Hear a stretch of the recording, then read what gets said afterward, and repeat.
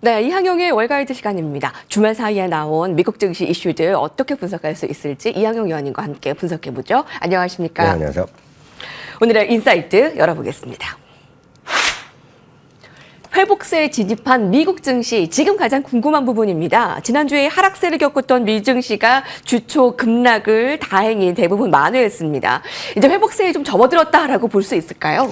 네, 아직까지 뭐 약간은 좀 성급한 판단일 수 있겠지만은요. 일단 최악의 국면을 또 벗어났다라는 그런 주장도 분명히 조금 힘이 좀 실리고 있는 분위기는 네. 맞서 보입니다. 다만 지난주 금요일날도 말씀드렸다시피 변동성은 한 번에 끝나지 않기 때문에요. 변동성 구간 좀 더 이어질 수 있다라는 좀 더 느긋한 자세로 시장을 바라보시면 큰 무리는 없을 거다라는 생각을 먼저 좀 전해드리겠고요. 예. 정리해보면 3대 지수는 지난주에 결국은 대부분의 하락폭을 일단 만회한 채 마감됐습니다. S&P 500 같은 경우는 거의 이제 보합이었습니다. 몇 포인트 장간으로 약간 주간 단위로 떨어졌지만 네. 그나마 상당히 좀 반등을 하면서 일단은 마무리됐다라고 보셔야 되겠고요. 그러다 보니 그 최고치 대비 하락폭도 많이 줄어들었습니다. S&P 500이 한때 9%가 넘게 고점 대비 하락, 7월 16일 대비 하락했었는데요. 지금은 지난주 말 기준으로 보면 고점 대비 5.7% 하락까지 많이 했고요. 다우지수는 뭐 사성제 효과가 완전히 붙어 있습니다. 3.4%밖에 남지 않았고요. 나스닥과 나스닥 100만은 여전히 조정 구간 마이너스 10% 하락이 있어 보입니다. 최근에 3개월 동안의 주가의 흐름을 보면 말씀드렸다시피 7월 16일을 고점을 기록한 이래요. 최대가 마이너스 9% 정도까지 갔다가 지난 주말 이틀 동안 좀 반등을 시도했다라고 보셔야 되겠습니다. 다만 이렇게 보면 또 겁나게 보실 수 있겠지만 길게 보면 최근에 주시장이 한 4, 5년 동안의 흐름을 보면 미국 주시장은 꾸준히 우상향했다는 거 좀 이해하실 수 있을 것 같고요. 네. 늘 말씀드리지만 좀 시장에서 너무 조급하게 보지 마시고 미국의 이익의 증가라든가 금리 하락이라는 기초적인 변수에 주목을 하시면서 좀 마음 편하게 주식 투자하시면 좋을 것 같습니다. 다시 한번 확인드리지만 미국 주시장에서 5% 정도 하락, 이번에 5%에서 9% 정도까지 하락을 했었는데요. 5% 하락은 1년에 평균 3번 이상 있는 것이 왕래다라고 보셔야 되겠습니다. 네. 올해는 지금까지 2번의 5% 이상의 하락이고 지금은 5% 하락이 진행되고 있는데요. 이 그림은 2005년 이후에요. 고점 대비 5% 이상 하락을 했던 횟수를 보여주고 있는데요. 꾸준하게 뭐 3번에서 4번 정도는 5% 하락이 있었다라고 이해하시면 좋겠습니다. 다음은 최근 2차례의 5% 이상 하락 조정 시기와 그리고 이번에 현재 진행형인데 현재 진행형 빨간 그림이 현재 진행입니다. 그래서 7월 16일 고점대 얼마만큼 떨어졌나가 되겠고요. 나머지는 2022년, 2003년 그리고 금년 봄이었는데요. 이것만 보더라도 하락은 생각보다 짧고요. 반등은 빨랐다라는 것을 이해하실 수 있어 보입니다. 네.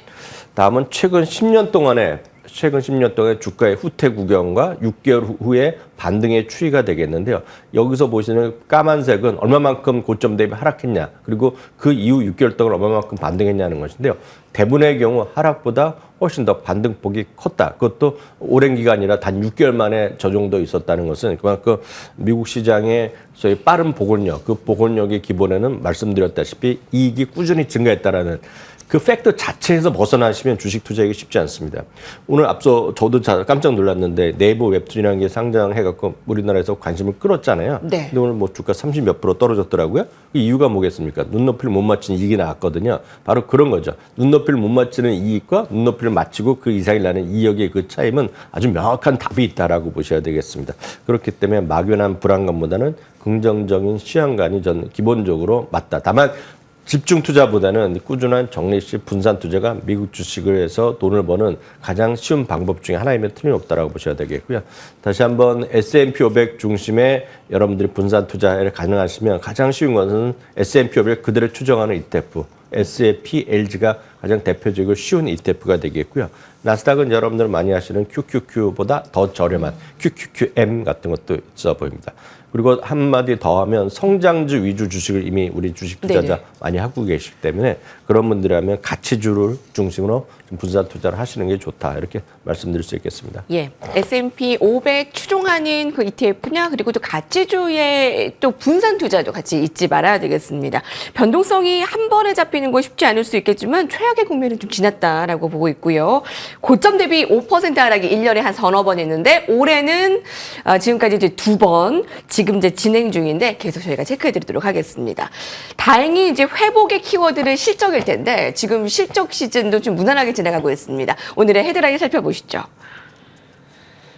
블룸버그입니다. 예약률 폭증이라는 소식인데요. 실적도 뒷받침이 되며 여행 관련 업종 익스피디아의 주가가 주말에 급등을 보였습니다. 분석해 볼까요? 네, 맞습니다. 그 여행 업종이 좀 엇갈린 부분을 보이고 있습니다. 여행 업종의 그 자기네 그 회사마다 그리고 그 안에서도 어떤 비즈니스에 따라서 약간씩 다른데요.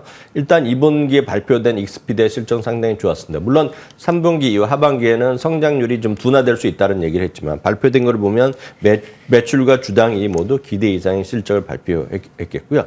특히 최근에 여행 기업의 흐름을 보면 말씀드렸던 익스피디아라든가 부킹홀딩스 그리고 메리엇 인터내셔널 특히 우버 같은 건 상당히 좋은 반면에 에어비앤비는 지금 2분기 연속으로 약간 부정적인 의견을 내면서 주가가 좀 흘러내리고 있는데요. 역시 기본적으로 제일 익숙하고 어떤 브랜드 파워가 강한 그런 것들 중심으로 좀 갖고 나가시면 좋을 것 같습니다. M7의 기업들 그 제외한 그 종목들이 6분기 만에 좋은 실적을 나타내면서 그러니까 실적 시즌에 좀 균형이 맞춰져 가고 있습니다. 다음 이 종목은 어떨까 살펴보겠습니다. 트레이드 데스크 효과입니다. 바로 TDD라고 불리는 종목인데요. 양호한 실적의 강력한 분기 가이던스 전망까지 어떤 매력이 있는 걸까요? 주가 급등했습니다. 네, 트레이드 데스크라는 건 쉽게 해서 여러분들이 온라인이나 모바일에 광고를 할 때 어떤 기업을 통하면 이걸 잘 서비스를 해주느냐. 그런 옴니 채널 그런 광고 네트워크를 갖고 있는 회사라고 보시면 되겠습니다. 세계 최대 규모라고 보시면 되겠는데요. 이번에 주당 이익도 생각보다 좋게 나왔고요. 매출도 기대 이상 나왔습니다. 그리고 고객이 한번 이 트레이드 데스크에 고객이 되면 95% 이상 고객의 관계를 계속한다는 것을 장점으로 제시를 하고 있습니다. 주당이익과 매출 완전히 꾸준하게 우상향하는 모습을 보여줬고요. 그러다 보니요 3분기 매출 가이던스도 올린 데다가 목표 주가도 최근에 최소한 10곳이 주가 실제 발표를 위해 우상향했다는 것도 여러분 참고하시면 좋을 매력적인 투자 포인트가 되겠습니다. M7에 집중되던 이익 S&P 기업으로 좀 고루 번지고 있다. M7 뺀 S&P 이익이 전년 대비 7.4% 상승하고 있다는 점도 좀 통계적으로 보이고 있습니다. 자, 오늘의 마지막 헤드라인도 주목해 주시죠. 국제 수익률보다 높은 배당 수익률입니다. 굉장히 솔깃하죠. 뱅크 오브 아메리카가 연준의 금리 인하에 따라 배당금 지급자들의 현금 수익률이 능가할 것이라고 언급했습니다. 3년 국제 수익률이 약 4%인데 이보다 더 높은 수익률, 배당 수익률이다. 좀 굉장히 매력적인데 어떻습니까? 네, 맞습니다. 이제 금리가 고공행진하던 시기는 이제 끝났고요. 금리가 좀 완만하게 좀 내려가는 시기에 접어들어 있고 많은 분들이 거기에 공감하실 것 같습니다. 그러면 금리가 내려가면 제일 먼저 여러분들이 관심 가질 만한 기업들이 한편에서는 중소형주, 어렵게 살던 중소형주가 되겠고요. 또 하나는 역시 배당주입니다. 배당주. 배당주가 같은 배당을 줄 때 배당 수익 이자가 높을 때랑 이자가 낮아질 때 차이를 보면 이자가 낮아질 때 배당에 대한 관심이 커지는 건 어찌 보면 뭐 당연한 결과라고 보셔야 되겠습니다. 그래서 오늘 CNBC에서는요. 딱 3년 국채 수익률 정확히 보면 3.9%로 지난 금요일 끝났는데요. 이거보다 높은 배당 수익률을 지금 예상되는 기업들을 한 6, 7종목을 뽑았습니다. 바로 표에서 보시는 이 기업들이 3년 동안의 연평균 배당 수익률과 그리고 현 수익, 그 채권을 갖고 있을 때보다 더 배당을 얼마만큼 더 받을 수 있는 것가 오른쪽에 표가 되겠습니다. 물론 이 배당 수익률만 갖고 여러분들 투자하기 쉽지 않겠으나 이 중에서도 여러분들이 관심을 가질 만한 종목을 천천히 스타디 해보시면 좋은 결과가 있을 것 같아서 오늘 공유해드렸습니다.